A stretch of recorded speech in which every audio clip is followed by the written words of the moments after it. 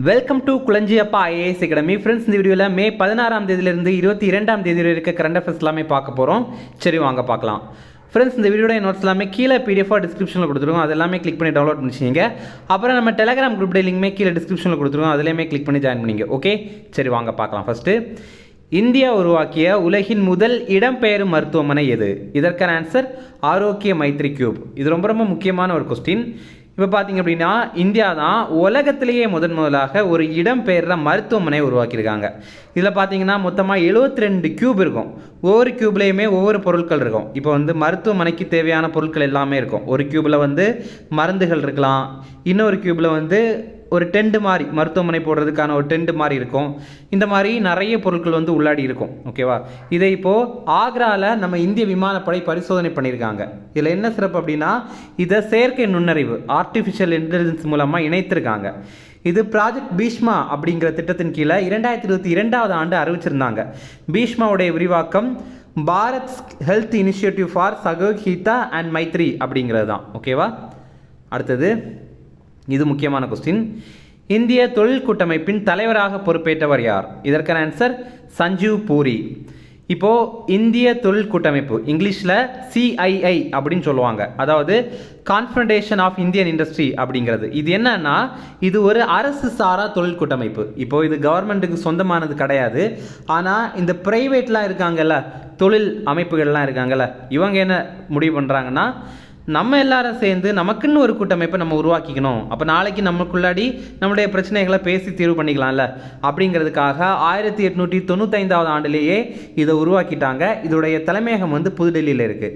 இப்போ அதோடைய தலைவராக சஞ்சீவ் பூரி அப்படிங்கிறவரை தேர்வு பண்ணியிருக்காங்க. இவர் 2024-25 காலத்திற்கு தலைவராக இருப்பார். இவர் ITC நிறுவனத்துடைய தலைவர் மற்றும் நிர்வாக இயக்குனராக இப்போ இருக்கிறாரு. இவர் இதுலேயும் இருப்பார். அதாவது இந்த மாதிரி ஒரு தொழில் கூட்டமைப்புடைய தலைவராக இருக்கிறவங்க ஏற்கனவே ஒரு கம்பெனிக்கு தலைவராக தான் இருப்பாங்க, கூடுதலாக இதுலேயும் தலைவராக இருப்பாங்க. ஓகேவா? இந்த கூட்டம்லாம் எப்போவெல்லாம் நடக்காது, எப்போவாது நடக்கும். அப்போ இவர் தலைவராக இருப்பார். ஓகே, இதில் பாருங்கள், இதோடைய இந்த CII தலைமை இயக்குனர் டைரக்டர் ஜெனரல் யார் அப்படின்னா சந்திரஜித் பானர்ஜி அப்படிங்கிறவர். அடுத்தது, இது முக்கியமான கொஸ்டின். தற்போது உருவான ரிமால் புயலுக்கு பெயர் வைத்த நாடு எது? இதற்கான ஆன்சர் ஓமன். இந்த புயலை வந்து தமிழில் ஒவ்வொரு மாதிரியும் ப்ரொனன்சியேட் பண்ணுறாங்க, ஒவ்வொரு மாதிரியும் உச்சரிக்கிறாங்க. ரீமல் அப்படிங்கிறாங்க, ரிமோல்னு சொல்கிறாங்க, ரிமெல்னு சொல்கிறாங்க. நீங்கள் தோராயமாக இந்த மாதிரி பார்த்துங்க, ரிமால் அப்படிங்கிற ஒரு புயல்னே பார்த்துங்க. இதற்கு ஓமன் நாடு தான் பெயர் வைத்திருக்காங்க. இது வங்கக்கடலில் தான் உருவாகி இருந்தது. இதற்கு ஓமன் பெயர் வைத்திருக்காங்க. இதோடைய பொருள் வந்து மணல் அப்படிங்கிறது. ரிமல் அப்படின்னா மணல் அப்படிங்கிறது தான். இது அரபிக் மொழியில். சரியா? இதில் கூட கொடுத்துருக்கோம் பாருங்கள், இந்த ஹெட்டிங்கில் கொடுத்துருக்கோம். அரபிக்கில் வந்து சாண்ட், மணல் அப்படின்னு பொருள். அடுத்தது, உலக சுற்றுலா குறியீட்டில் இந்தியா பிடித்த இடம் எது? இதற்கான ஆன்சர் 39. உலகத்திலேயே சுற்றுலாவை மேம்படுத்துறதுல எந்த நாடுகள்லாம் ரொம்பவே சிறப்பாக செயல்படுறாங்க அப்படிங்கிறதுக்கான பட்டியல் தான் இது. முதலிடம் பிடித்தது அமெரிக்கா, 2வது இடம் பிடித்தது ஸ்பெயின், 3வது இடம் பிடித்தது ஜப்பான். நம்ம இந்தியா வந்து 39வது இடத்துல இருக்கோம். ஆனால் சவுத் ஏஷியன் ரீஜன் இருக்குல்ல, அதாவது தெற்காசிய பகுதிகள் இருக்குல்ல, இதில் இந்தியா தான் முதலிடத்தில் இருக்குது. இந்த ரிப்போர்ட் ரொம்ப முக்கியமானது, ஏன்னா இது உலக பொருளாதார அமைப்புடைய ரிப்போர்ட். அடுத்தது, தற்போது கண்டுபிடிக்கப்பட்ட அரியோசோமா தூத்துக்குடியான்சே என்ன வகையான உயிரினம்? இதற்கான ஆன்சர் விலாங்கு மீன். இதில் பாருங்கள், இது என்னென்னா தேசிய மீன் மரபணு வளங்களின் பணியகம் அப்படிங்கிற ஒரு அமைப்பு. இங்கிலீஷில் இதை national bureau of fish genetic resource அப்படின்னு ஒரு அமைப்பு இருக்குது. அவங்க என்ன பண்ணுவாங்க அப்படின்னா, அடிக்கடி வெளியிட இந்த மீன் கடை, அதுக்கப்புறம் இந்த மாதிரிப்பட்ட வெளியில் ஏதாவது உயிரினங்கள் இருக்கா அப்படின்ற மாதிரி தொடர்ந்து தேடிட்டே இருப்பாங்க. அப்படி இவங்க 2021ஆம் ஆண்டு தூத்துக்குடியில் இருக்கிற மீனோர பகுதிகளில் போனாங்க. கடலோர பகுதிகளில் இந்த மீன் வித்துட்டு இருப்பாங்கல்ல, அவங்க பக்கத்தில் போனாங்க. அங்கெல்லாம் பார்க்கும்போது அங்கே ஒரு வித்தியாசமான விலாங்கு மீன் இருந்தது. அதை அவங்க எடுத்துகிட்டு போய் அதை வாங்கிட்டு போய் வந்து அவங்க லேபில் ரிசர்ச் பண்ணி பார்த்தாங்க. அப்போ தான் ஒரு விஷயம் தெரியுது. என்னென்னா, இந்த மாதிரி ஒரு விலாங்கு மீன் வகை இருக்குது. நம்ம இவ்வளோ நாள் 242 விலாங்கு மீன் தான் உலகத்தில் இருக்குன்னு நினச்சிட்ருக்கோம். ஆனால் இப்போ 243வது வகையாக இப்படி ஒரு புதிய வகை விலாங்கு மீன் இருக்குது அப்படின்ற மாதிரி கண்டுபிடிச்சிருக்காங்க. இப்போ தான் அந்த ரிப்போர்ட்டை வெளியிட்டிருந்தாங்க. சரியா? இது தூத்துக்குடி கடல் பகுதியில் கண்டுபிடிச்சனால தான் இது அரியோசோமா தூத்துக்குடியான்சே அப்படின்ற மாதிரி பேர் வைத்திருக்காங்க. இப்போ ரீசெண்டாக பார்த்தீங்க அப்படின்னா இம்பேஷியன்ஸ் கருப்பசாமி அப்படிங்கிற ஒரு செடி வகையை கண்டுபிடிச்சிருந்தாங்க. எங்கே அப்படின்னா களக்காடு முண்டந்துறை புலிகள் காப்பகத்தில் தான் கண்டுபிடிச்சிருந்தாங்க. இது அகத்தியர் மலையில் தான் கண்டுபிடிச்சிருக்காங்க. ஓகேவா, இது கூட ரொம்ப ரொம்ப முக்கியமானது. இந்த ஆண்டு நடைபெற டிஎன்பிஎஸ்சி எக்ஸாமில் கூட அதை கேட்கலாம். அடுத்தது, தேசிய ஃபெடரேஷன் கோப்பை போட்டி தற்போது எங்கு நடைபெற்றது? இதற்கான ஆன்சர் புவனேஸ்வரம். ஒடிசாவுடைய தலைநகரான புவனேஸ்வரத்தில் தான் இதில் நடைபெற்றது. இதில் ஆடவர் நீளம் தாண்டுதல் போட்டியில் நம்ம தமிழ்நாடை சேர்ந்த ஜஸ்வின் ஆல்ரின் அப்படிங்கிறவர் தங்கப்பதக்கம் ஜெயிச்சிருக்காரு. இதே மாதிரி நம்ம இந்தியாவுடைய முக்கியமான ஈட்டி எறிதல் வீரரான நீரஜ் சோப்ரா இவருமே தங்கப்பதக்கம் ஜெயிச்சிருக்காரு. அடுத்தது, தேசிய இரட்டையர் ஸ்குவாஷ் சாம்பியன்ஷிப் போட்டி தற்போது எங்கு நடைபெற்றது? இதற்கான ஆன்சர் சென்னை. இது சென்னையில் நடந்ததுனால ரொம்ப முக்கியமானது. இதில் பார்த்தீங்கன்னா கலப்பு இரட்டையர் பிரிவில் ஜோஷ்னா சின்னப்பா மற்றும் அபய் சிங் இவங்க 2 பேரும் தங்கப்பதக்கம் ஜெயிச்சிருக்காங்க. கலப்பு இரட்டையர் அப்படின்னா ஒரு ஆண் ஒரு பெண். இங்கே ஜோஷ்னா சின்னப்பா அப்படிங்கிறவங்க தான் பெண்மணி, அதுக்கப்புறம் அபய் சிங் அப்படிங்கிறவர் தான் ஆண். ஓகேவா, அதே நேரம் ஆண்கள் இரட்டையர் பிரிவில் வேலவன் செந்தில்குமார் மற்றும் அபய் சிங் தங்கப்பதக்கம் ஜெயிச்சிருக்காங்க. அடுத்தது, உலகில் அதிக சம்பளம் வாங்கும் விளையாட்டு வீரர்கள் பட்டியலில் 2024 முதலிடம் பிடித்தவர் யார்? இதற்கான ஆன்சர் கிறிஸ்டியானோ ரொனால்டோ. இவர் தான் முதலிடத்தில் இருக்கிறாரு. இவர் கால்பந்து விளையாட்டு கூட தொடர்புடையவர். இவர் போர்ச்சுகல் நாட்டை சேர்ந்தவர். 2ஆம் இடம் பிடித்தவர் ஜான் ரஹீம் அப்படிங்கிறவர். இவர் கோல்ஃப் விளையாட்டு கூட தொடர்புடையவர். இவர் ஸ்பெயின் நாட்டை சேர்ந்தவர். ஓகே, 3வது இடம் பிடித்தவர் லயோனல் மெஸ்ஸி. இவர் அர்ஜென்டினா நாட்டை சேர்ந்தவர். இந்த ரிப்போர்ட்டை வெளியிட்ட அமைப்பு அமெரிக்காவை சேர்ந்த ஃபோர்ப்ஸ் அப்படிங்கிற மேகசின் அப்படிங்கிற ஒரு இதழ் தான் வெளியிட்டிருக்காங்க. அடுத்தது, ஐக்கிய நாடுகள் பொது சபை எந்த தினத்தை உலக கால்பந்து தினமாக அறிவித்தது? இதற்கான ஆன்சர் மே 25. இதில் பாருங்கள், 1924 ஆண்டு மே 25ஆம் தேதி பாரிஸில் ஒலிம்பிக் போட்டி நடைபெற்றது. அப்போது கால்பந்து விளையாட்டை விளையாடினாங்க. அதில் என்ன சிறப்பு அப்படின்னா அந்த நேரத்தில் தான் அனைத்து நாடுகளுடைய பிரதிநிதிகளும் கலந்து கொண்டாங்க. ஓகேவா, அப்படி ஒரு சிறப்பான நிகழ்ச்சி நடந்த 100வது ஆண்டு நினைவு தான் இந்த ஆண்டு. அதனால தான் மே 25ஆம் தேதியை நம்ம கால்பந்து தினமாக கொண்டாடலாம் அப்படின்ற மாதிரி ஐநா பொது சபை ஒரு தீர்மானத்தை கொண்டு வந்திருக்காங்க. ஆக்சுவலி இந்த தீர்மானத்தை ஐநாவுடைய பொது சபையில் லிபியா நாடு தான் அறிமுகம் பண்ணாங்க. அதை அங்கே இருக்கிற நாடுகள்லாம் ஏற்றுக்கொண்டு இப்போது மே 25ஆம் தேதியை நம்ம உலக கால்பந்து தினமாக கடைபிடிக்க போகிறோம். அடுத்தது, இது ரொம்ப முக்கியமான ஒரு கொஸ்டின். ஃபிஃபா 2027 ஆண்டு பெண்கள் உலகக்கோப்பை கால்பந்து போட்டியை நடத்த உள்ள நாடு எது? இதற்கான ஆன்சர் பிரேசில். பிரேசில் அப்படிங்கிறது உங்களுக்கு தெரியும், தென் அமெரிக்கா கண்டத்தில் இருக்கிற ஒரு நாடு. இந்த போட்டியை நடத்த உள்ள முதல் தென் அமெரிக்க நாடு பிரேசில் தான். இதுவரைக்கும் ஃபிஃபாவில் பெண்களுக்கான உலகக்கோப்பை கால்பந்து போட்டியை எந்த ஒரு தென் அமெரிக்க நாடுமே நடத்தினது கிடையாது. ஆனால் இப்போ தான் முதலாக ஒரு தென் அமெரிக்க நாடு, ஒரு சவுத் அமெரிக்கன் கண்ட்ரி நடத்துகிறாங்க. அது பிரேசில் தான். இப்போது ஃபிஃபாவுடைய கூட்டம் தாய்லாந்துடைய தலைநகரான பேங்காக்கில் நடைபெற்றது. அதில் தான் இந்த மாதிரி ஒரு முடிவு எடுக்கப்பட்டது. ஃபிஃபாவுடைய பிரசிடென்ட் இப்போ யார் அப்படின்னா கியானி இன்ஃபான்டினோ அப்படிங்கிறவர். இந்த பிக்சரில் நீங்கள் பார்க்குறீங்கல்ல, அவர் தான். அடுத்தது, தாய்லாந்து ஓப்பன் பேட்மிண்டன் போட்டியில் சாத்விக் சாய்ராஜ் ரங்கிரெட்டி மற்றும் ஷிராக் ஷெட்டி இணை என்ன பதக்கம் வென்றது? இதற்கான ஆன்சர் தங்கம். இப்போ இவங்க தங்கம் வென்று சாம்பியன் பட்டத்தை கைப்பற்றியிருக்காங்க. இந்த போட்டி தாய்லாந்துடைய தலைநகரான பேங்காக்கில் தான் நடைபெற்றது. ஏற்கனவே நம்ம இந்தியாவுடைய ரொம்ப உயரிய விளையாட்டு விருதான மேஜர் தியான் சந்த் கேல் ரத்னா விருது கூட இவங்க ரீசெண்டாக பெற்றிருந்தாங்க. அடுத்தது, எலோர்டா சர்வதேச குத்துச்சண்டை சாம்பியன்ஷிப் போட்டி எங்கு நடைபெற்றது? இதற்கான ஆன்சர் அஸ்தானா. அஸ்தானா அப்படிங்கிறது கஜகஸ்தானுடைய தலைநகர். இதில் பார்த்தீங்க அப்படின்னா சர்வதேச அளவிலான குத்துச்சண்டை சாம்பியன்ஷிப் போட்டி நடைபெற்றது. இதில் நம்ம இந்தியாவுடைய மீனாட்சி அப்படிங்கிறவங்க தங்கப்பதக்கம் ஜெயிச்சிருந்தாங்க. இவங்க 48 கிலோ எடை பிரிவை சேர்ந்தவங்க. அதே நேரம் இந்தியாவுடைய நிக்காட் ஜரீன் அப்படிங்கிறவங்களும் தங்கப்பதக்கம் ஜெயிச்சிருந்தாங்க. இவங்க 52 கிலோ எடை பிரிவை சேர்ந்தவங்க. இதில் பாருங்கள், இந்த எடை பிரிவு அப்படின்னு நம்ம சொல்கிறோம் இல்லை, இது அவங்களுடைய வெயிட்டு. இந்த வெயிட்லேருந்து இந்த வெயிட்டில் இருக்கவங்க எல்லாம் மோதணும், இந்த வெயிட்லேருந்து இந்த வெயிட்டுக்குள்ளாடி இருக்கவங்க எல்லாம் மோதணும் அப்படின்ற மாதிரி சொல்லுவாங்க. ஓகேவா. அடுத்தது, இத்தாலியன் ஓப்பன் டென்னிஸ் போட்டி 2024 ஆடவர் பிரிவில் வெற்றி பெற்றவர் யார்? இதற்கான ஆன்சர் அலெக்சாண்டர் சொரவ். இப்போது இத்தாலியன் ஓப்பன் டென்னிஸ் போட்டி இப்போ நடைபெற்றது. இத்தாலியுடைய தலைநகரான ரோமில் தான் நடைபெற்றது. இதில் ஆடவர் ஒற்றையர் பிரிவில் அலெக்சாண்டர் சொரேவ் அப்படிங்கிறவர் வெற்றி பெற்றார். இவர் ஜெர்மனியை சேர்ந்தவர். அதே நேரம் பெண்களுக்கான ஒற்றையர் பிரிவு, மகளிர் ஒற்றையர் பிரிவு அப்படின்னு கூட சொல்லுவாங்க. இதில் ஈகா ஸ்வேட்டக் வந்து சாம்பியன்ஷிப் பட்டம் வந்து வென்றிருந்தாங்க. இவங்க போலாந்து நாட்டை சேர்ந்தவங்க. இந்த போட்டி வந்து இத்தாலியுடைய தலைநகரான ரோமில் நடந்தது. அடுத்தது உலக பாரா தடகள சாம்பியன்ஷிப் 2024 தங்கம் வென்ற தமிழக வீரர் மாரியப்பன் எந்த விளையாட்டுடன் தொடர்புடையவர்? இதற்கான ஆன்சர் உயரம் தாண்டுதல். இப்போ உலக பாரா தடகள சாம்பியன்ஷிப் போட்டி நடைபெற்றது எங்கன்னா ஜப்பானுடைய கோபே அப்படிங்கிற நகரில் தான் நடைபெற்றது. இதில் நம்ம தமிழ்நாடை சேர்ந்த வீரர் மாரியப்பன் வந்து கலந்து கொண்டார். மாரியப்பன் அப்படிங்கிறவர் கலந்து கொண்டு உயரம் தாண்டுதலில் தங்கப்பதக்கம் ஜெயிச்சார். ஓகேவா, நம்ம தமிழ் புக்கில் கூட இவரை பற்றி இருக்குது. இதில் என்ன சிறப்பு அப்படின்னா இவர் 1.88 மீட்டருக்கு மேலே உயரம் தாண்டி இந்திய அளவில் சாதனை படைத்திருக்காரு. ஏன்னா இந்த பாரா தடகள போட்டியிலலாம் இந்திய அளவில் யாருமே இவ்வளவு உயரம் எல்லாம் தாண்டினது கிடையாது. இவர் தான் 1.88 மீட்டருக்கு மேலே தாண்டி சாதனை படைத்திருக்காரு. அடுத்து பார்த்தீங்க அப்படின்னா குண்டு எறிதல் விளையாட்டில் சச்சின் சர்ஜிராவ் கிலாரி அப்படிங்கிறவர் தங்கப்பதக்கம் ஜெயிச்சிருக்காரு. இதில் என்ன சிறப்பு அப்படின்னா இவர் குண்டு எறிவாரில் அது 16.30 மீட்டர் தூரத்துக்கு இருந்திருக்காரு. இது ஆசிய சாதனை. ஆசியாவில் இந்த பாரா பிரிவில் யாருமே இவ்வளவு வந்து இருந்தது கிடையாது. பாரா அப்படின்னா இந்த மாற்றுத்திறனாளிகளுக்கானது அப்படிங்கிறது தான். ஓகேவா, அடுத்தது தீப்தி ஜீவன்ஜி. இவங்க பார்த்தீங்க அப்படின்னா ஓட்டப்பந்தயத்தில் தங்கம் ஜெயிச்சிருக்காங்க. இவங்க 3 பேருமே நம்ம இந்தியாவை சேர்ந்தவங்க தான். அதனால தான் நம்ம 3 பேரையுமே பார்க்குறோம். இதில் என்ன சிறப்பு, தீப்தி ஜீவன்ஜி என்ன சாதனை பண்ணியிருக்காங்க அப்படின்னா இவங்களை 400 மீட்டர் வந்து ஓட சொல்லுவாங்க. ஆனால் உலக அளவிலேயே இந்த 400 மீட்டரை இந்த பாரா பிரிவில் குறைந்த நேரத்தில் ஓடி இவங்க உலக சாதனையே படைத்திருக்காங்க. வெறும் 55.07 செகண்ட்லேயே இவங்க ஓடிட்டாங்க. இந்த டேட்டா நமக்கு அவ்வளோ தேவையில்லை. அதாவது எவ்வளோ செகண்ட் ஓடினாங்க, எவ்வளோ மீட்டர் எறிந்தாங்க, எவ்வளோ மீட்டர் தாண்டினாங்க அப்படிங்கிறதெல்லாம் நமக்கு தேவையில்லை. ஆனால் இவங்க என்னென்ன பண்ணாங்க அப்படிங்கிறத மட்டும் பார்த்துக்கலாம்.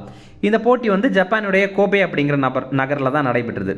அடுத்தது ஆசிய ரிலே சாம்பியன்ஷிப் போட்டி எங்கு நடைபெற்றது? இதற்கான ஆன்சர் தாய்லாந்துடைய தலைநகரான பேங்காக்கில் தான் இந்த போட்டி நடைபெற்றது. இதில் நம்ம இந்தியாவுடைய கலப்பு ரிலே அணி வந்து தங்கம் வென்றிருக்காங்க. கலப்பு ரிலே அணி அப்படின்னா என்னென்னா ஆண்களும் இருப்பாங்க, அதே மாதிரி பெண்களுமே இந்த அணியில் இருப்பாங்க. இந்த பிக்சரில் பார்த்தீங்க அப்படின்னா தெரியும், நடுவில் இருக்கிற 2 பேர் வந்து பெண்கள் தான். ஓகே, ரிலே அப்படிங்கிறது என்ன அப்படின்னா 4 பேர் இருப்பாங்க. 400 மீட்டர் 400 மீட்டர் 400 மீட்டர் 400 மீட்டர் இந்த மாதிரி மொத்தமாக 1200 மீட்டர் வந்து ஓடுவாங்க. கையில் ஒரு டார்ச் வச்சுருப்பாங்க. முதலாமவர் வந்து ஓடி அந்த டார்ச்சை 2வது கொடுப்பாங்க. அவங்க ஓடி 3வது கிட்ட கொடுப்பாங்க. அதுக்கப்புறம் வந்து 4வது நபர்கிட்ட கொடுப்பாங்க. இந்த மாதிரி நிறைய டீம் வந்து ஓடுவாங்க. இதை யார் முதல்ல முடிக்கிறாங்க அப்படிங்கிறது தான் இந்த போட்டி. இதில் நம்ம இந்திய அணி தான் தங்கமே ஜெயிச்சிருக்காங்க. அவங்க தான் ஜெயிச்சிருக்காங்க. இதில் இந்திய அணியில் விளையாடின வீரர்கள் யாருன்னா முகமது அஜ்மல், ஜோதிகா ஸ்ரீ தண்டி, அமோஜ் ஜேக்கப் மற்றும் சுபா வெங்கடேசன். இவங்க எல்லாரும் தான். அடுத்தது உலகம் சம்பந்தமான சில கரண்ட் அஃபேர்ஸ் பார்க்கலாம். தற்போது பரவும் புதிய வகை கொரோனா வைரஸ் எது? இதற்கான ஆன்சர் ஃப்ளிட். இது ஒமைக்ரான் வைரஸுடைய ஒரு துணை வகை. இது முதலாக அமெரிக்காவில் தான் வந்திருக்கு. அடுத்தது இது ரொம்ப ரொம்ப முக்கியமான ஒரு கொஸ்டின். உலக ஹைட்ரஜன் உச்சி மாநாடு 2024 எங்கு நடைபெற்றது? இதற்கான ஆன்சர் நெதர்லாந்தில் ரோட்டர்டாம் அப்படிங்கிற பகுதியில் தான் நடைபெற்றது. இதில் என்ன அப்படின்னா நம்ம இந்தியாவுக்கு முதலாக இந்த மாதிரி உலக ஹைட்ரஜன் உச்சி மாநாடில் ஒரு தனி அரங்கு வந்து கொடுத்துருக்காங்க. இதில் நம்ம பசுமை ஹைட்ரஜனை நம்ம நாட்டில் ஊக்குவிக்கிறதுக்காக என்னென்ன பண்ணுறோம் அப்படிங்கிற மாதிரி இந்த அரங்கில் நம்ம வந்து காட்சிப்படுத்தலாம். அப்போ உலக நாடுகள்லாம் பார்த்துட்டு வியந்து போவாங்க. ஓஹோ, இந்தியாவில் இதெல்லாம் பண்ணுறாங்களா அப்படின்ற மாதிரி வியந்து போவாங்க. அப்படி பார்க்கும்போது இப்போ நம்ம இந்தியா இதில் தேசிய பசுமை ஹைட்ரஜன் இயக்கத்தை காட்சிப்படுத்தினாங்க. இது 2023 ஆண்டு தான் இந்த இயக்கத்தை வந்து தொடங்கினாங்க. இந்த இயக்கத்துக்கு கீழே நம்ம பல்வேறு விதமான திட்டங்களை செயல்படுத்திட்டு இருக்கோம். பல்வேறு விதமான ஆலைகளை வந்து உருவாக்கிட்டு இருக்கோம். அதாவது தேசிய பசுமை ஹைட்ரஜன் இயக்கத்துக்கு கீழே நிறைய பசுமை ஹைட்ரஜன் ஆலைகளை கூட உருவாக்கிட்டு இருக்கோம். நம்ம கூட அதை கரண்ட் அஃபேர்ஸில் பார்த்துட்டு இருக்கோம்.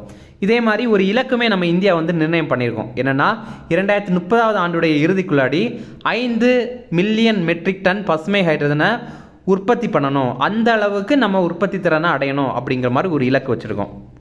அடுத்தது சில எக்ஸசைஸ் இருக்குது, அதை பற்றி பார்க்கலாம். முதல்ல எக்ஸசைஸ் தர்காஷ் அப்படிங்கிறது இது இந்தியாவுக்கும் அமெரிக்காவுக்கும் இடையில நடைபெற பயிற்சி. இந்த மாதிரி ஒரு பயிற்சியை நம்ம பார்க்கும்போது முக்கியமாக 3 விஷயங்கள் நோட் பண்ணோம். முதல்ல பார்த்தீங்க அப்படின்னா அது எந்த 2 நாடுகளுக்கு இடையே நடைபெறுது அப்படின்னு நோட் பண்ணோம். இது இந்தியாவுக்கும் அமெரிக்காவுக்கும் இடையில நடைபெறுது. 2வது இது என்ன வகையான பயிற்சி அப்படின்னு நோட் பண்ணோம். இது ஒரு இராணுவ பயிற்சியா, இல்லை விமானப்படை பயிற்சியா, இல்லை கடற்படை பயிற்சியா அப்படின்ற மாதிரி நோட் பண்ணோம். ஆனால் இது பார்த்தீங்க அப்படின்னா இது ஒரு தீவிரவாத எதிர்ப்பு பயிற்சி. அடுத்தது இதில் என்ன சிறப்பு அப்படின்னா இதில் வந்து இந்திய பாதுகாப்பு படை அதாவது தேசிய பாதுகாப்பு படை அதாவது நேஷனல் செக்யூரிட்டி கார்டு வந்து பங்கேற்கிறாங்க. மூன்றாவது நம்ம என்ன நோட் பண்ணோம் அப்படின்னா இது எங்கே நடைபெற்றது அப்படின்னு நோட் பண்ணோம். இது மேற்கு வங்காளத்துடைய தலைநகரான கொல்கத்தாவில் தான் நடைபெற்றது. அடுத்தது இன்னொரு பயிற்சி India, Australia, Indonesia trilateral maritime security work shop அப்படிங்கிற பயிற்சி. இதில் எந்தெந்த நாடுகள்லாம் பங்கேற்கிறாங்க அப்படின்னா இந்தியா, ஆஸ்திரேலியா, இந்தோனேஷியா. இது என்ன வகையான பயிற்சி அப்படின்னா இது ஒரு மேரிடைம் எக்ஸசைஸ் அதாவது கடற்படை பயிற்சி. கடற்படை பயிற்சியை இங்கிலீஷில் மேரிடைம் எக்ஸசைஸ் அப்படின்னு சொல்லுவாங்க. அதே நேரத்தில் நேவல் எக்ஸசைஸ் அப்படின்னு சொல்லுவாங்க. இது எங்கே நடைபெற்றது அப்படின்னா கொச்சியில் நடைபெற்றது. கொச்சியில் கடல்லையும் நடந்தது, அதே நேரம் ஐஎன்எஸ் துரோணாச்சாரியா அப்படிங்கிற ஒரு போர்க்கப்பல்லையும் சில பயிற்சிகள் நடந்தது. இந்த பயிற்சிக்கு ஒரு கருப்பொருள் வைத்திருக்காங்க. என்னன்னா இந்திய பெருங்கடல் பகுதி பிராந்திய கடல்சார் பாதுகாப்பை மேம்படுத்த கூட்டு முயற்சிகள் அப்படிங்கிறது தான். இதில் பாருங்கள் இந்தியா, ஆஸ்திரேலியா, இந்தோனேஷியா இந்த 3 நாடுகளுக்குமே இந்திய பெருங்கடல் அப்படிங்கிறது பொதுவானது தான்.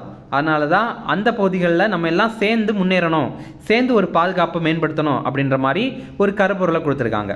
அடுத்தது முக்கியமான சில இறப்புகளை பற்றி பார்க்கலாம். ஈரானுடைய அதிபரான இப்ராஹிம் ரைசி இப்போ ரீசெண்டாக மரணம் அடைந்தார். மோசமான வானிலையினால் அவர் ஹெலிகாப்டர் விபத்துக்குள்ளாகி மரணம் அடைந்தார். இப்போது ஈரானுடைய இடைக்கால அதிபராக முகமது முக்பர் அப்படிங்கிற ஒருத்தரை நியமனம் பண்ணியிருக்காங்க. முகமது முக்பர். ஓகே. அடுத்தது இந்தியாவுடைய ஐஸ்கிரீம் மனிதர் அப்படின்னு அழைக்கப்படுற ரகுநந்தன் ஸ்ரீனிவாஸ் காமத் அப்படிங்கிறவர் இப்போ மரணம் அடைந்துட்டார். இவர் இந்தியாவில் ஐஸ்கிரீம் உருவாக்குறதுல ஒரு புரட்சியை ஏற்படுத்தியிருக்காரு. அதே மாதிரி இவர் நேச்சுரல்ஸ் ஐஸ்கிரீம் ஸ்டோர் அப்படிங்கிற ஒரு ஸ்டோரை மும்பையில் உருவாக்கியிருந்தார். அப்புறம் சில ஷார்ட் நியூஸ் டிஃப்ரென்ஸ் அதையுமே வேகமாக பார்த்துலாம். நம்ம இந்தியாவுடைய கால்பந்து அணியுடைய கேப்டன் சுனில் சேத்ரி வந்து நான் ஓய்வு பெறேன் அப்படின்ற மாதிரி அறிவிச்சிருக்காரு. சர்வதேச அளவிலான போட்டியிலிருந்து ஓய்வு பெறதாக அறிவிச்சிருக்காரு. இவர் உலக அளவில் அதிக கோல்கள் அடித்த 4வது வீரர். ஓகே. அடுத்தது இப்போது தெற்காசியாவில் எவ்வளவு இடப்பெயர்வு நடந்திருக்கு அப்படிங்கிற மாதிரி ஒரு கண்காணிப்பு சொல்லிட்டுருக்காங்க. இந்த தெற்காசியா சவுத் ஏஷியன் ரீஜன் இருக்குல்ல, இந்த பகுதியில் பார்த்தீங்கன்னா 2023 ஆண்டு மொத்தமாக 69,000 பேர் இடம் பெயர்ந்திருக்காங்க. ஒரு இடத்துலேருந்து இன்னொரு இடத்துக்கு போயிருக்காங்க. இதில் என்ன ஷாக்கிங்கான விஷயம் அப்படின்னா இந்த 69,000 பேரில் 97% மக்கள் இவங்க மணிப்பூர் கலவரத்தினால தான் இடப்பெயர்வு பண்ணியிருக்காங்க அப்படிங்கிறது தெரியுது. அதாவது 67,000 பேர் அந்த மாதிரி தான் பண்ணியிருக்காங்க அப்படின்னு சொல்கிறாங்க. இது சர்வதேச உள்நாட்டு இடப்பெயர்வு கண்காணிப்பு மையம் அப்படிங்கிற அமைப்புடைய ரிப்போர்ட். தமிழில் இன்டர்னல் டிஸ்பிளேஸ்மெண்ட் மானிட்டரிங் சென்டர் அப்படிங்கிறது. அடுத்தது இப்போ குடியுரிமை திருத்த சட்டத்தின் கீழே முதல் முறையாக 14 பேருக்கு குடியுரிமை சான்றிதழ் வந்து வழங்கியிருக்காங்க. அடுத்தது உலக அளவில் அரசினால் அதிக முறை இணையதளம் முடக்கப்பட்ட நாடுகளில் இந்தியா தான் முதலிடத்தில் இருக்குது. இப்போ இது எதனால் பண்ணுறாங்க அப்படின்னா இப்போ மணிப்பூர் எடுத்துக்கலாம். அங்கே வந்து கலவரம் நடந்துகிட்ருக்கு. இப்போ அங்கே இன்டர்நெட்டை கட் பண்ணலை அப்படின்னா என்ன ஆகும் அப்படின்னா ஒருத்தர் கலவரம் பண்ணுறாரு, இன்னொருத்தருக்கு வந்து உடனே சிக்னல் அனுப்புகிறாரு. இங்கே வாங்கப்பா, இங்கே ஒரு 100 பேர் வாங்கப்பா, நம்ம இங்கே வந்து அடிச்சு நொறுக்கலாம் அப்படின்ற மாதிரி இன்ஃபர்மேஷன் எல்லாமே வேகமாக கொடுத்துட்டே இருப்பாங்க. ஆனால் அப்படிலாம் பண்ணக்கூடாது அப்படிங்கிறதுக்காக தான் பொதுவாக இந்த மாதிரி கலவரம் நடக்கும்போது நம்முடைய அரசு வந்து அந்த இடத்துல இணையதளத்தை கட் பண்ணிடுவாங்க. ஓகேவா? அப்படி பார்க்கும்போது நம்ம தூத்துக்குடி ஸ்டெர்லைட்டில் கூட போராட்டம் நடந்துட்டு இருக்கும்போது இந்த கன்னியாகுமரி, தூத்துக்குடி, திருநெல்வேலி பகுதியிலெல்லாம் வந்து இணையதளத்தை வந்து கட் பண்ணிட்டாங்க கொஞ்ச நாளைக்கு. ஓகேவா? இப்போ பாருங்கள், அதே மாதிரி உலக அளவில் இந்த மாதிரி கவர்மெண்ட்னால் அதிக முறை இணையதளம் முடக்கப்பட்ட நாடுகளில் இந்தியா தான் முதலிடத்தில் இருக்குது. அடுத்தது 32வது பிரீமியர் லீக் கால்பந்து போட்டி. இது என்னென்னா இங்கிலாந்துக்குள்ளாடி நடைபெற போட்டி. இது இங்கிலாந்தில் தான் நடைபெற்றது. இதில் வெற்றி பெற்ற நாடு எது அப்படின்னா இதில் வெற்றி பெற்ற அணி எது அப்படின்னா மான்செஸ்டர் சிட்டி அப்படிங்கிற அணி தான். அடுத்தது ஆஸ்ட்ரோசாட் அப்படிங்கிற செயற்கைக்கோள். இது 2015வது ஆண்டு ஏவப்பட்டிருந்தது. இப்போ அது ஒரு கண்டுபிடிச்சிருக்கு. அது என்னென்னா கருந்துளை இருக்குல்ல, பிளாக் ஹோல், அதிலிருந்து சீரற்ற எக்ஸ்ரே கதிர்கள் வந்து வெளியில் வருது அப்படின்ற மாதிரி கண்டுபிடிச்சிருக்காங்க. அடுத்தது தேசிய டெங்கு தினம். இது மே 16ஆம் தேதி. இந்த ஆண்டுக்கான கருப்பொருள் டெங்கு தடுப்பு, பாதுகாப்பான எதிர்காலத்திற்கான நமது பொறுப்பு அப்படிங்கிறது தான். அடுத்தது தேசிய அழிந்து வரும் உயிரினங்கள் தினம். இது மே 17ஆம் தேதி. இந்த ஆண்டுக்கான கருப்பொருள் இனங்கள் பாதுகாப்பை கொண்டாடுவோம் அப்படிங்கிறது. இப்போ வந்து நம்ம இந்தியாவிலேயே நிறைய உயிரினங்களை வந்து அழித்துட்டே வரோம். நிறைய உயிரினங்கள் வந்து தானாகவே அழியுது, இன்னும் நிறைய உயிரினங்களை வந்து நம்ம அழிச்சிட்டு வரோம். இப்போ எக்ஸாம்பிள் வந்து இந்த ஒற்றை கொம்பு காண்டாமிருகத்தை பாருங்கள், இதோடைய தோலுக்காக இதை நிறைய பேர் வேட்டையாடி கொள்கிறாங்க. ஓகேவா, அதனால் இதுவுமே அழிந்துகிட்டே வருதில்ல, அதான். அடுத்தது ரொம்ப முக்கியமான ஒரு தினம், உலக உயர் ரத்த அழுத்த தினம். இது மே 17ஆம் தேதி. இதை சைலண்ட் கில்லர் அப்படின்னு கூட சொல்லுவாங்க. அதாவது ஒருத்தங்களுக்கு ஹைப்பர் டென்ஷன் இருக்குது, உயர் ரத்த அழுத்தம் இருக்குது, நல்லா தூங்கிட்டு இருப்பாங்க, அடுத்த நாள் பார்த்திங்க அப்படின்னா இறந்து போயிடுவாங்க. இந்த மாதிரிலாம் கூட நடந்திருக்கு. ஓகேவா, இந்த ஆண்டுக்கான கருப்பொருள் என்னென்னா, உங்கள் இரத்த அழுத்தத்தை துல்லியமாக அளவிடுங்கள், அதை கட்டுப்படுத்துங்கள், நீண்ட காலம் வாழுங்கள் அப்படிங்கிறது தான். இப்போ நார்மலாக ஒருத்தங்களுக்கு பிபி பிளட் ப்ரெஷர் லெவல் எவ்வளோ இருக்குன்னா 120க்கு 80, 120/80 mmHg அப்படின்ற மாதிரி இருக்கும். இப்போ பாருங்கள், ஒரு ஷாக்கிங்கான விஷயம் நம்ம நோட் பண்ணணும். நம்மளை மாதிரி ஆஸ்பிரன்ஸ் இருக்காங்கல்ல, இந்த மாதிரி டிஎன்பிஎஸ்சி எக்ஸாம் அப்புறம் சென்ட்ரல் கவர்மெண்ட் எக்ஸாமுக்கெல்லாம் படிக்கிற ஆஸ்பிரன்ஸ் தான் இந்த மாதிரி ஆஸ்பிரன்ஸுக்கு வந்து அதிகமாகவே இந்த உயர் இரத்த அழுத்தம் நோய் வரதற்கான வாய்ப்பு இருக்குது. எதனால் அப்படின்னா, இந்த உயர் இரத்த அழுத்தம், இந்த ஹை பிபி எல்லாம் இருக்குல்ல, இது எதனால் வருது அப்படின்னா, முதல்ல வந்து எக்ஸசைஸ் வந்து பண்ணாமல் இருக்கிறதுனால. நம்ம நிறைய நேரம் என்ன பண்ணுறோம் அப்படின்னா, படிச்சுட்டே இருக்கிறோம், அதிகமாக ஃபிசிக்கல் எக்ஸசைஸ் வந்து பண்ணவே மாட்டேங்கிறோம். ஓகேவா, ஒரே இடத்துல உட்காந்துட்டே இருக்கிறோம் மேக்ஸிமம் டைமில். ஃபிசிக்கல் எக்ஸசைஸ் பண்ணாதனால இது என்ன ஆகுதுன்னா, நமக்கு பிளட் ப்ரெஷர் வந்து அதிகமாகுது. இது ஒரு விஷயம். ரெண்டாவது விஷயம் பார்த்திங்க அப்படின்னா, இந்த ஆஸ்பிரன்ஸ் எல்லாமே ரொம்ப குறைவான நேரம் தூங்குறாங்க. ஒரு 4 மணி நேரம் 5 மணி நேரம் அப்படின்ற மாதிரி தான் நிறைய பேர் தூங்குறாங்க. அதுவும் கடைசி ஒரு மாதம் எல்லாம் பார்த்திங்க அப்படின்னா நிறைய பேர் தூங்குறதே இல்லை. அந்த மாதிரியெல்லாம் பண்ணக்கூடாது. ஒரு 7 மணி நேரம் 8 மணி நேரம் வந்து தூங்கணும். மூன்றாவது விஷயம் என்ன அப்படின்னா, உப்பு வந்து கொஞ்சம் கம்மியாக எடுத்துக்கணும் அப்படின்ற மாதிரி டாக்டர் சொல்லுவாங்க. நீங்கள் வந்து இந்த மாதிரி தூங்காமல் கொள்ளாமல் வந்து இருந்து படிச்சுனாலே எக்ஸாம் பாஸ் பண்ணிடுவீங்க. ஆனால் உங்கள் பிபி ரொம்ப அதிகமாக போயிடும். 120 இருக்க வேண்டிய இடத்துல 140 150 அப்படின்ற மாதிரி போயிடும். அதுக்கப்புறம் ரொம்ப கஷ்டப்பட வேண்டியது இருக்கும். அதை கீழே கொண்டு வரதுக்கு 120க்கெலாம் கொண்டு வரணும் அப்படின்னா ரொம்ப கஷ்டப்பட வேண்டியது இருக்கும். ஓகேவா, அடுத்தது உலக தொலைத்தொடர்பு தினம். இது மே 17ஆம் தேதி.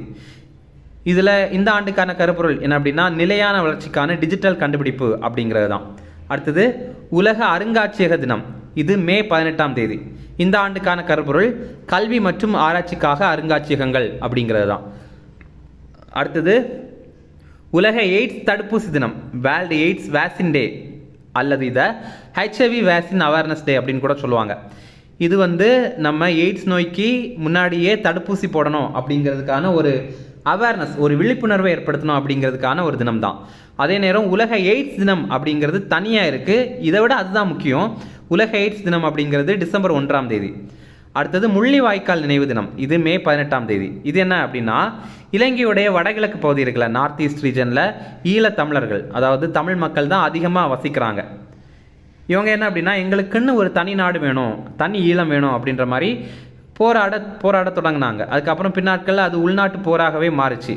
அப்புறம் என்னாச்சுன்னா, நம்ம இலங்கை இராணுவம் இருக்காங்கல்ல, அவங்க வந்து நம்ம ஈழத்தமிழர்களை நிறைய பேரை கொன்று குவித்தாங்க. எங்கே அப்படின்னா, இலங்கையில் முள்ளிவாய்க்கால் அப்படிங்கிற பகுதியில் தான். அதனால தான் அந்த பகுதியை அந்த பகுதியில் அவங்க வந்து கொல்லப்பட்டனால முள்ளிவாய்க்கால் நினைவு தினம் அப்படின்னு மே 18ஆம் தேதியை கடைபிடிக்கிறாங்க. இந்த போர் வந்து 2009ஆம் ஆண்டு மே 18ஆம் தேதி முடிவுக்கு வந்தது. அடுத்தது உலக அளவியல் தினம். உலக அளவியல் தினம் இந்த ஆண்டுக்கான கருப்பொருள், முதல்ல உலக அளவியல் தினம் அப்படிங்கிறது மே 20ஆம் தேதி. இந்த ஆண்டுக்கான கருப்பொருள் ஒரு நிலையான எதிர்காலத்துக்காக நாம் இன்று அளவிடுகிறோம் அப்படிங்கிறது தான். ஓகே, அடுத்தது உலக தேனீ தினம், வேர்ல்டு பீ டே. இந்த ஆண்டுக்கான தீம் என்ன அப்படின்னா, பி என்கேஜ்டு வித் யூத். அதாவது இந்த தேனீக்கள் இருக்குல்ல, அதை இளைஞர்கள் கூட என்கேஜ் பண்ணணும், ஒருங்கிணைக்கணும் அப்படின்ற மாதிரி சொல்கிறாங்க. ஆண்டன் ஜான்சா அப்படிங்கிறவர் தான் நவீன தேனீ வளர்ப்பு முறையுடைய முன்னோடி அப்படின்னு சொல்கிறாங்க. ஓகேவா, இவருடைய பிறந்த தினத்தை தான் இந்த மாதிரி நம்ம கடைபிடிக்கிறோம். ஓகே, அடுத்தது தேசிய பயங்கரவாத எதிர்ப்பு தினம். இது மே 21ஆம் தேதி. ஆக்சுவலி 1991ஆம் ஆண்டு மே 21ஆம் தேதி ராஜீவ்காந்தி அவர்கள் படுகொலை செய்யப்பட்டார். அந்த தினத்தை தான் நம்ம தேசிய பயங்கரவாத எதிர்ப்பு தினமாக கடைபிடிக்கிறோம். ராஜீவ்காந்தியுடைய பிறந்த தினம், அதை வந்து மத நல்லிணக்க தினமாக நம்ம கடைபிடிக்கிறோம். அது ஆகஸ்ட் 20ஆம் தேதி. ஹிந்தியில் இதை சத்பவன திவாஸ் அப்படின்னு சொல்லுவாங்க. அடுத்தது உலக தேநீர் தினம். நம்ம முதல்ல பார்த்தது தேனீ, அந்த பி இருக்குல்ல, அதை பற்றி. இப்போ பார்க்குறது உலக தேநீர் தினம். இது மே 21ஆம் தேதி. இதெல்லாம் ரொம்ப முக்கியம் கிடையாது. அடுத்தது ரொம்ப ரொம்ப முக்கியமானது, உலக பல்லுயிர் பெருக்க தினம். இது மே 22ஆம் தேதி. இந்த ஆண்டுக்கான தீம் என்ன அப்படின்னா be part of the plan அப்படிங்கிறது. இது என்னென்னா ஒரு பிளான் இருக்குது, ஒரு பிளான் இல்லை நிறைய பிளான் இருக்குது நம்ம அரசுக்கு. நம்ம இந்த பல்லுயிர் பெருக்கத்தை ஊக்குவிக்கணும், நம்ம வந்து பல்வேறு விதமான உயிர்களுக்கு வந்து வளர்ச்சிக்கு உதவி பண்ணணும் அப்படிங்கிறதுக்கான நிறைய பிளான் நம்ம அரசு பண்ணிட்டு தான் இருக்காங்க.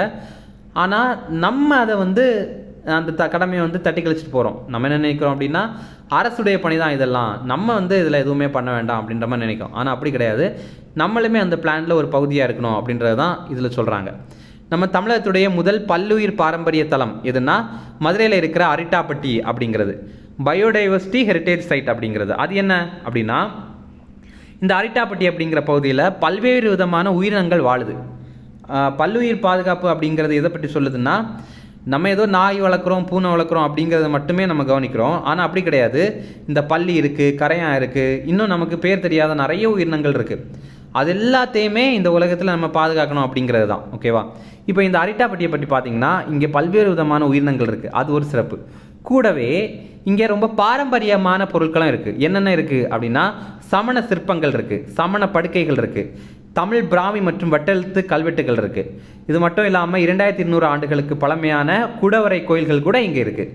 அதனால இங்கே பழமையான பொருட்களும் நிறைய இருக்குது, அதே நேரம் பல்லுயிர் பொருட்களும் நிறைய இருக்குது, அதாவது பல்லுயிர் உயிரினங்களும் நிறைய இருக்குது. ஓகேவா ஃப்ரெண்ட்ஸ், நம்ம குளஞ்சியப்பா IAS அகாடமியில் எஸ்ஏ எக்ஸாமுக்கான கிளாஸஸ் ஸ்டார்ட் பண்ணியிருக்கோம். இதில் ஆன்லைன் கிளாஸ் இருக்குது, அதே மாதிரி ஆஃப்லைன் கிளாஸ் இருக்குது. நம்ம இன்ஸ்டியூட்டில் நிறைய பேர் எஸ்ஏ எக்ஸாமில் பாஸ் பண்ணியிருக்காங்க.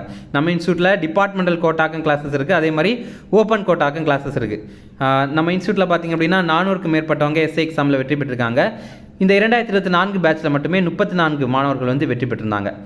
நீங்கள் நம்ம இன்ஸ்டியூட்டில் நேரடியாக வந்து படிக்கணும் அப்படின்னா அண்ணா நகரில் நம்ம இன்ஸ்டியூட் இருக்குது சென்னையில், நீங்கள் வந்து படிக்கலாம். இல்லை நீங்கள் ஆன்லைன் கிளாஸஸில் கூட ஜாயின் பண்ணிக்கலாம். நீங்கள் ஜாயின் பண்ணணும் அப்படின்னா ஸ்க்ரீனில் தெரியுற 2 நம்பருக்கு கால் பண்ணி பேசிக்கலாம். இந்த வீடியோ பிடிச்சிருந்தால் உங்களுடைய நண்பர்களுக்கு ஷேர் பண்ணுங்கள். Okay, thank you.